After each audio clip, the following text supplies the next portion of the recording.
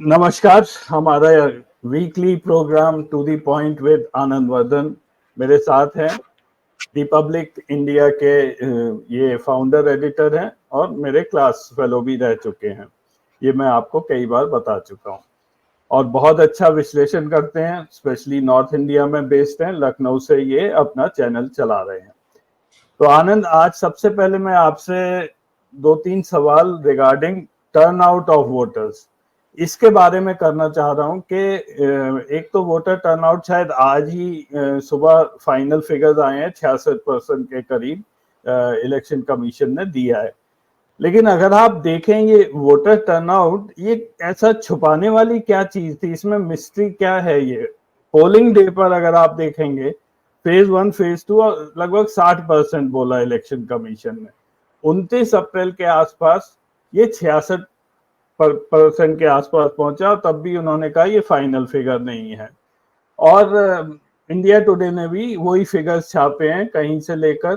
तो कोई 10 दिन बाद या 15 दिन बाद ये कहां से, ये इनको इतना समय क्यों चाहिए? क्योंकि वोटिंग मशीन तो उसी दिन शायद सील हो जाती है वोटिंग के बाद, तो उसके अंदर कितने वोट्स गए ये तो पता होना चाहिए। तो इलेक्शन कमीशन इतना टाइम क्यों लेता है ये डिक्लेयर करने के लिए? आनंद। हाँ, मैं अजय 2-3 चीजें कर दूं। ये पहली बार देखा जा रहा है, इतना टाइम नहीं लेता था। फ्रैक्शंस ऊपर नीचे हो सकते हैं क्योंकि आपकी जो फाइनल फिगर आ रही हैं और उसमें और फ्रैक्शन में फर्क हो सकता है, लेकिन अदरवाइज इवन फ्रैक्शन में भी फर्क नहीं होना चाहिए क्योंकि अब तो सारा कुछ ऑन डेटा इज बहुत आसान है अब डेटा लेना। ये बहुत एक चिंता की बात है कि 19 तारीख के पोल, मतलब 19 तारीख को जो वोट पड़ा उसका करीब करीब 10 दिन बाद आप फाइनल रिजल्ट दे पा रहे हैं। Now this is disturbing in the sense कि स्पेशली जब इलेक्शन कमीशन को के ऊपर बहुत सी उंगलियां उठ रही हैं कि लेवल प्लेइंग फील्ड नहीं है, वो एक पार्टी विशेष को और जो सरकार में पार्टी रहती है उसकी थोड़ी उसकी तरफ उसकी मदद का रहती है, या उसकी तरफ उसकी बहुत सी गलतियों के लिए वो आंख बंद कर लेते हैं। जिसमें हाल के दिनों में आप देखें मोदी जी की जो हेट स्पीच है राजस्थान की जहां पे उन्होंने साफ साफ कहा है कि हिंदुओं के की जायदाद या संपत्ति या घर को छीन के घुसपैठियों और मुसलमानों में बांट दिया जाएगा, खुलेआम बोला है, which is by any definition of hate speech वो हेट स्पीच है। लेकिन उस पर भी इलेक्शन कमीशन ने पहली बार बजाय मोदी जी को नोटिस करने के, अभी तक का ट्रेंड ये था कि जो हेट स्पीच देता था उसको नोटिस इशू होती थी, इन्होंने उसके बजाय उन्होंने नड्डा जी, अब चक्कर ये भी हो सकता है कि अपॉइंटिंग अथॉरिटी भाई मोदी जी उस इंटरव्यू बोर्ड में बैठे हैं जिसमें इनको अपॉइंट किया अभी 10 दिन पहले, तो स्वामी भक्ति दिखाने का ये भी एक कारण हो सकता है क्योंकि otherwise giving that notice to president of the party है ये अनप्रेसिडेंट है। तो नंबर 1। नंबर 2, मुझे ऐसा लगता है कि यहाँ पे एक चीज समझ लीजिए, on the face of it we technically we have a very sound election system। ये कुछ उसी तरह की चीज है कि आज बैंकिंग सिस्टम भी आपका नाम से ही आपको पैसा मिलता है, लेकिन हम ये सब जानते हैं कि गांव में किस तरह की बेईमानी होती है जब आप ही के अकाउंट से आपसे पैसा निकलवा के उसमें पैसा लिया जाता है। ये कोई बहुत ऐसा नहीं है कि मैं कोई ऐसी अनहोनी बात कह दे रहा हूं। थ्योरी में तो ये कहा जाता है कि जब इलेक्शन क्लोज हो जाए, मैं संभावनाओं की बात कर रहा हूं, जैसे मैं ये मानता हूं कि EVM can not be tampered but EVM can malfunction, इसमें कहीं कोई दो राय नहीं कि ईवीएम की मैल फंक्शनिंग हो सकती है। अब वो जो डिबेट है देश में, वो डिबेट ये है कि वो मैल फंक्शनिंग एक्सीडेंटल होती है या वो मैनेज्ड होती है, मतलब भाई समन सेज की वजह से एनी मशीन में मैल फंक्शनिंग हो सकती है, जब हवाई जहाज और रॉकेट में हो सकती है तो इसमें भी हो सकती है, लेकिन वो इंटेंशनल है या इट इज प्योरली एक्सीडेंटल, ये आपके पास कोई डेटा नहीं है। और मेरा एक्सपीरियंस है उसमें आज तक मुझे कोई इस तरह का एविडेंस नहीं मिला है। मुझे ये संभावना तो जरूर है कि अगर कोई चाहे तो ये बेईमानी कर सकता है, लेकिन मुझे आज तक कोई ऐसा व्यक्ति नहीं मिला जिसने कहा हो कि यहाँ पे मैंने देखा कि अजय प्रकाश साहब इस तरह से एक डेटा डाल के ऐसे ऐसे हुआ, वो मुझे आज तक कोई नहीं मिला है। तो लेकिन अब जो दूसरा पार्ट है वो एक चीज समझ लीजिए, वोट कैसे पड़ता है। वोट सुबह 7 बजे जब ओपनिंग होती है तो वहां पे थ्योरेटिकली ये सारी बातें मैं बोल रहा हूं, प्रैक्टिकल में क्या होता है वो अलग बात। वहां पे पोलिंग एज, एक तो आपका जो पोल अफसर होता है जो सरकारी होता है, जो अपने साथ 5-6 उसके वो होते हैं, कोई इंक लगाने का काम, कोई वो ढूंढने का काम, वो सब ठीक है, 4-5 बाहर सुरक्षा बल होता है। इसके अलावा ये माना जाता है कि हर पॉलिटिकल पार्टी हर कैंडिडेट अपना एक पोलिंग एजेंट उस वोटिंग जहां पे हो रही है उसके अंदर वो रह सकता है। अब वो मैं व्यक्तिगत अनुभव से बताता हूं, वो बहुत ही डिफाइंड नहीं है। डिफाइंड इसलिए नहीं है कि उस पोलिंग एजेंट का रोल क्या है। वो 2 पोलिंग एजेंट एक कैंडिडेट रख सकता है और उसका आइडिया रहती है कि अगर किसी को खाना खाने जाना हो या नेचर्स कॉल के लिए जाना हो तो एक आदमी हरदम मौजूद रहे। उसका मूल रोल जो है, मूल रोल वो ये है कि ये बोगस वोटिंग तो नहीं हो रही है।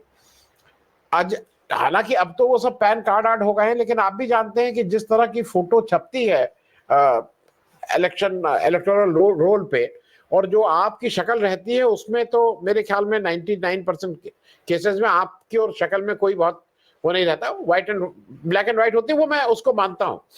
लेकिन वो पोलिंग एजेंट ये देखता है कि आनंद वर्धन आए हैं वोट देने। अब आनंद वर्धन का मान लीजिए पिछले साल मर चुके हैं, तो कहीं ऐसा तो नहीं हो रहा है कि उनके मतलब मरे हुए आनंद वर्धन का कोई वोट डालने आ जा रहा है या इनके नाम पे कोई और व्यक्ति वोट डाल के चला जा रहा है। उसका मूल जो मकसद है वो ये रहता है, जो मैं जितना मैंने देखा है। नो, उसके बाद ये माना जाता है कि इन्हीं के सामने मॉक पोल डाल दी जाता है, वो सब हो जाता है। 5 या 10 पोल दिखा के चला देता है भाई वो रिटर्न, वो कि देखिए ठीक है, हाँ सब कुछ ठीक है पोलिंग। उसके बाद जब वोट पड़ जाते हैं तो पहले का सिस्टम मैं बता दूं, जो मैं जिसका पार्ट एंड पार्सल रहा। पहले क्या होता था, जैसे बैलेट बॉक्स है या ईवीएम है, वो जब बंद होती थी तो उसको सील किया जाता है और उसके साथ एक कागज भी आपको, मैं उसका फॉर्म का नंबर मैं भूल रहा हूं, वो हर पोलिंग एजेंट को देना मैंडेटरी है। देना मैंडेटरी है मतलब जो भी पोलिंग एजेंट हैं सबको आपको ये देना है कि यहां टोटल मत इतने पड़े, इतने, जो भी उसकी डिटेल है वो एक, उस फॉर्म का नाम मैं भूल रहा हूं, वो इनफैक्ट पहले पिंक कलर का होता था, गुलाबी कलर का होता था, वो आपको देना होता है। अब जैसे जो ऑर्गेनाइज ढंग से इलेक्शन लड़ना है, हम लोग जब मैं इलेक्शन के कभी उसका पार्ट हुआ करता था तो वो सब आके एक जगह इकट्ठा होते थे। उसकी 2 वजह थी। उसकी 2 वजह ये थी कि आप ये भी इंश्योर करते थे कि आपका पोलिंग एजेंट जिसको आपने बनाया है और जिसको आपने खाने पीने पूरी के लिए, पूरी से लेके और दूसरी सेवाओं के लिए उसको आपने कुछ धन भी दिया है, तो उसने उन दूसरी सेवाओं का सेवन सुबह ही तो नहीं कर लिया है कि बाकी वो अपना दिन भर मस्त हो गए हों। उनको आपने ये दिया है कि भाई 5 बजे के बाद इसका सेवन किया जाए। तो वो आपको इंश्योर करता था कि वो लाके जब आपको जमा करता था तो आपको पता रहता था कि ये भाई साहब लास्ट तक थे। It was a way of saying मतलब आप प्रेजेंट थे कि नहीं थे। अब के चुनाव में 90% केसेस में कि अब ये नहीं आते हैं। 2 कारण है, जो पोलिंग एजेंट है वो भी उसी तरह के हो गए हैं। अब पोलिंग एजेंट भी कई ठेकेदार हो गए हैं। एक पोलिंग एजेंट 3-4 पार्टी का भी बस्ता ले लेता है। बस्ता मतलब जो उसका किट आती है कि भाई आप कल जरा देख लीजिएगा, तो जो, क्योंकि एक ही घर के लोग हैं, इसमें पैसा मिलता है, उसमें केवल खाली झोला नहीं आता है, झोले के साथ कुछ और भी आता है। तो वो जो द्रव्य है वो इतना इंपॉर्टेंट होता है कि 3-4 पार्टीज का ले लेते हैं। खैर, मैं उस डिटेल में जाने के बजाय, अब उसके बाद वहां everyone is supposed to sign that thing. वो मेजॉरिटी ऑफ द केसेस में, अच्छा ये पोलिंग एजेंट कौन बनते हैं? पोलिंग एजेंट बनता है वहां का कोई सब्जी वाला, पोलिंग एजेंट बनता है वहां का कोई गरीब। उसकी ये हिम्मत नहीं होती, मेजॉरिटी ऑफ द केस में बोल रहा हूं, सब जगह नहीं।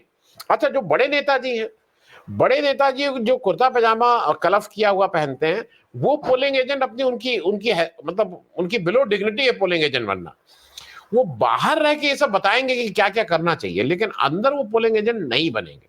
तो अंदर वो पोलिंग एजेंट इसी तरह के किसी को भेजेंगे जिसके बहुत समझ ही ना हो।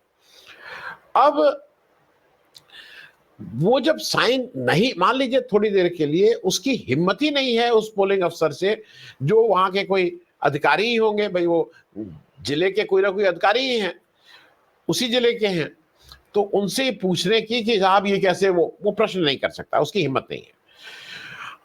वहां पे जो मुझे जो एक आशंका लगती है, मेरे पास कोई तथ्य नहीं है, क्योंकि आप 10 दिन के अंदर अगर इसको चेंज कर रहे हैं तो इसकी संभावना से रोका नहीं जा सकता है थ्योरेटिकली, कि जैसे पहले बैलेट के समय शाम को 4-5 बजे के बाद अगर 2 जीप में आदमी राइफल बंदूक लेके आ गया तो भैया पोलिंग अफसर क्या कहेगा, वो नमस्ते करके किनारे खड़ा हो जाएगा, जान थोड़ी दे देगा इसके लिए। तो वो बहुत कॉमन था कि लोग आके उसमें खटखट खटखट खटखट उन्होंने बैलेट में डाला और उसको बैलेट को अंदर डाल दिया पोलिंग बॉक्स में। ये बहुत कॉमन चीज थी, ये कोई मैंने अनहोनी बात नहीं। आज की तारीख में भी हाउ यू कैन से कि ये बोगस वोट, बोगस जब मैं बोल रहा हूं तो मैन नॉट प्रेजेंट देयर, और उसकी जगह पे आपने ये दबवा दिया, क्योंकि 2 यूनिट होती है, जब आपका जब नाम हो जाता है तो वहां से एक बटन दबाता है जिससे वो एक्टिवेट हो जाता है और आप जाके वोट दे दीजिए। तो अगर मान लीजिए मैं मिला हुआ हूं या मैं किसी दबाव में, और आज की तारीख में जब बड़े बड़े नेता और मंत्री जी लोग पैसे और डर और इन सब वजह से अपनी पार्टियां छोड़ के भाग जा रहे हैं, या घर छोड़ के भाग जा रहे हैं, या देश छोड़ के भाग जा रहे हैं, तो ऐसे में गरीब गुरबा आदमी को आप लालच भी दे सकते हैं, डरा भी सकते हैं, धमका भी सकते हैं। जो आप उससे कह सकते हैं कि भाई अगर मान लीजिए थोड़ी देर के लिए थ्योरेटिकली कि तुम अगर इस पे खटखट खटखट करोगे तो इसकी संभावना से इनकार नहीं किया जा सकता है। इलेक्शन कमीशन को इस पे तुरंत इंश्योर करना चाहिए कि ये बहुत ज्यादा वेरिएशन है। 6% का मतलब वेरिएशन जो उस समय की प्रोविजनल फिगर्स थी, और 10 दिन बाद आप बता रहे हैं कि 6% वोट ज्यादा पड़े, ये वेरिएशन थोड़ा ज्यादा है, और मेरे हिसाब से चिंता की बात है। मैं अभी इसकी पॉलिटिकल वो नहीं कर रहा हूं। एंड मेरे हिसाब से इलेक्शन कमीशन से वी एक्सपेक्ट एन एक्सप्लेनेशन, उनको इसका कारण बताना होगा क्योंकि ये ऐसा क्यों हुआ है। अजय जी क्योंकि जब ये होता है तो एक तरह का डाउट सा मन में क्रिएट हो जाता है लोगों के, कि आप 10 दिन तक क्यों बैठे हुए। अच्छा आनंद, आप दूसरी बात पे चलते हैं। वोटर टर्नआउट को लेकर आपने भी काफी प्रोग्राम्स किए हैं, यूपी में कम रहा है वोटर टर्नआउट ऐसा बोला गया है, और बहुत चैनल्स पर ये आ रहा है। मैं आपको कुछ वोटर टर्नआउट का कुछ ट्रेंड्स दिखा रहा हूँ, और उस पर चाहूंगा कि आप उस पर टिप्पणी करें। मैंने किया क्या है, 1951-52 के इलेक्शन से लेकर 2019 तक का टर्नआउट निकाला है, और कौन सी सरकार किस समय पावर में आई थी। तो बाय कोइंसिडेंस सबसे कम वोटिंग हुई थी पहले इलेक्शन में 44.87 51-52 में, और सबसे ज्यादा वोटर टर्नआउट हुआ है 2019 में जो पिछला इलेक्शन है 67.4, और बाकी सारे इलेक्शंस का टर्नआउट इन दोनों फिगर्स के बीच में रहा है। अब मैंने आनंद फर्दर एनालाइज किया है कि कब किस इलेक्शन में 60% से ज्यादा वोटर टर्नआउट हुआ। तो ये थे 67, 77, 84, 89, 98, 2014 और 2019 में। और लास्ट कॉलम अगर आप देखेंगे तो इसमें इस इलेक्शन से पहले किसकी सरकार थी और इस इलेक्शन के बाद किसकी सरकार थी। तो 67 आप छोड़ दीजिए, उस समय तो इंदिरा गांधी का वो कांग्रेस से स्प्लिट हो रहा था। 77 में वेव थी एंटी कांग्रेस, कांग्रेस पहले थी, उसके बाद जनता पार्टी आई। फिर अगेन एक वेव आई 84 में इंदिरा गांधी के डेथ के बाद। तो ये भी एबरेशन है, इनफैक्ट दोनों बार कांग्रेस की सरकार थी और कांग्रेस बहुत भारी जीत हुई थी उनकी। उसके बाद 89, 98, 2014 तक आप देखेंगे जब भी 60% से रहा है तो वहां पे रूलिंग पार्टी बदल गई है। और पिछली बार 2019 में वो मोदी जी की पुलवामा वेव दोबारा से चली तो बीजेपी दोबारा पावर में आ गई। और ये चार्ट है जब 60% से कम वोटिंग हुई है, और इसमें बिल्कुल ऑलमोस्ट ये उल्टा होता है कि जब भी 60% से कम टर्न आउट हुआ है, अनलेस के कोई ऐसी बात हो गई हो कि वेव हो, एंटी कांग्रेस हो, नहीं तो हमेशा कांग्रेस को किसी ना किसी तरह से ये फेवर करता था। तो ऐसा लगता है कि कुछ वोटर्स ऐसे हैं जो मार्जिनल वोटर्स हैं कि जब कोई वेव होती है तभी वो निकलते हैं वोट करने, अदरवाइज वो बैठे रहते हैं घर के, हाँ यार कांग्रेस तो ठीक है, कांग्रेस जीत रही है, जीतने दो, वो निकलते नहीं है। लेकिन अगर एंटी कांग्रेस वेव होती है तब वो निकल के आते हैं कि हारने के लिए। कुछ ऐसा बड़ा ब्रॉड सा मेरा एनालिसिस हो रहा है, मैं अभी इस पे और काम भी कर रहा हूँ, बट आपका क्या व्यू है कि स्पेशली यूपी के उसमें कि वहां बहुत कम वोटिंग हुई है इस बार? आनंद। मैं अजय इसको दो तरह से देख रहा हूं। एक तो अगर आप 51 का देखें तो 44.87%, और अब वो 67 लास्ट इलेक्शन में था। एक चीज ये समझना होगा कि जैसे जैसे आपकी शिक्षा बढ़ती जाएगी, अवेयरनेस बढ़ती जाएगी, उसका डायरेक्ट लिंकेज है with the percentage of voters, people exercising their right to vote. और इसका सबसे बड़ा उदाहरण मैं ये मानता हूं, क्योंकि मैं दो पार्ट, इसको दो अलग अलग तरह से एड्रेस करना है, और इसका सबसे बड़ा उदाहरण यह है कि दक्षिण की जो सीटें हैं, दक्षिण मतलब साउथ इंडिया की, जहां पे literacy level as compared to Hindi belt ज्यादा है, जिन जिन स्टेट में, वहां पे वोटिंग परसेंटेज भी ज्यादा। There is a direct relationship, वो आप कभी भी कोई भी कहीं पे भी जाके देख सकता है, मैं उसको रिपीट नहीं कर रहा हूं। दूसरी जो आपने बात कही, वो जो आपने कहा कि अगर 60% से कम होता है तो जनरली ये देखा गया है कि कांग्रेस की वो आता है, और अदरवाइज 60% से ऊपर पे ऑपोजिशन की सरकार बनती है। अब मैं इसको दूसरे ढंग से जरा आप देखिए, इसको पॉलिटिकली देखिए। 67 में 61.04% वोट पड़े थे, और 71 में 55.27% वोट पड़े थे। कांग्रेस की वापस मेजॉरिटी, और कांग्रेस की मतलब ठीक से मेजॉरिटी आई थी। इसको एक ढंग और देखने का है। 67 में अगर आप याद करिए तो देश में कई एक्सपेरिमेंट हो रहे थे जहां पे संवित सरकार बोलते थे, या ऑपोजिशन की सरकारों के एक्सपेरिमेंट काफी हो रहे थे।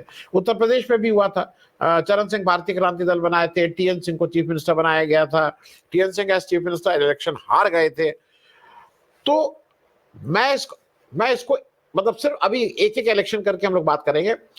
67 के बाद वो जनता जिसने ठीक से वोट किया था, मैं आपकी बात से सहमत हूं, फॉर ऑपोजिशन, उसको लगा कि हम ठगे गए हैं, और वो फिर घर बैठ गई। उसकी बेनिफिशियरी कांग्रेस हो गई, क्योंकि वो जो आपके वोट थे। मैं इस लॉजिक से यहां हूं। फिर आप देखिए कि 77 में जहां पे 60.49% वोट मिले, जनता सरकार बनी इमरजेंसी के बाद, उसके इमीडिएट बाद 80, जहां से आप इस थ्योरी को डेवलप कर रहे हैं, वो 56.92% थी। आपका कहना है कि 60% कम होने की वजह से वो कम। लेकिन इसका एक देखने का नजरिया ये भी है कि फिर लोगों को लगा कि हमारे साथ विश्वासघात, मतलब ये जो जनता सरकार थी, उन्होंने अपने वादे नहीं निभाए, दे लॉस्ट द वर्डिक्ट, हमारे साथ जो था, दे फेल्ट चीटेड। तो इसलिए अगर आप देखिए तो वो फिर कांग्रेस को उन्होंने, कांग्रेस बेनिफिशियरी हुई, बिल्कुल आपकी बात की, वो लोग घर बैठ गए थे। 64 is aberration, because Indira Gandhi की हत्या हुई थी, तो उसको हम लोग उसमें नहीं लेंगे।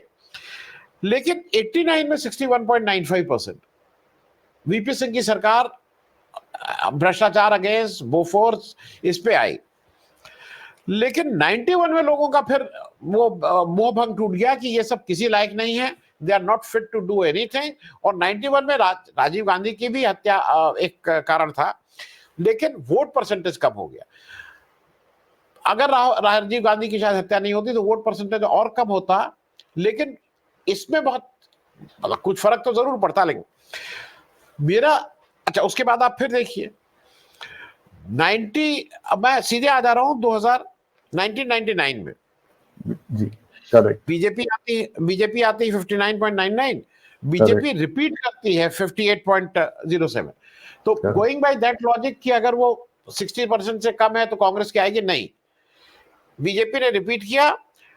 और अगली बार जब 59.99 से जब 2004 हुआ तो फिर 2% का करीब करीब गिरावट आई, और लोगों को लगा कि बीजेपी की सरकार के को हमने अटल बिहारी वाजपेयी को जिस तरह का मैंडेट दिया था वो डिलीवरी नहीं हुई, वो घर बैठे। फिर आप ये देखिए कि 2014 में Modi this is an Modi 2009 में 58.21% और 2014 में 66.44%। ये एक चीज जरूर है कि मोदी जी ने एक बात तो किया है कि उन्होंने वोटर्स को बूथ तक ले जाने के लिए उत्साहित किया था, इसमें कहीं कोई दो राय नहीं। अब मेरे हिसाब से आपका धीरे धीरे एजुकेशन लेवल बढ़ता जा रहा है, तो ये 60% का बेंचमार्क भी शिफ्ट होता जाएगा। उसमें एक रिलेशनशिप तो हो सकती है, लेकिन वो 60% को चेंज करेंगे हम लोग। और आप जब देखिए कि जब भी चेंज ऑफ गवर्नमेंट हुआ है तो वोट परसेंटेज गिरा है। मैं आपकी बात से अग्री कर रहा हूं, लेकिन जब चेंज ऑफ सरकार हुआ है तो वोट परसेंटेज गिरा है।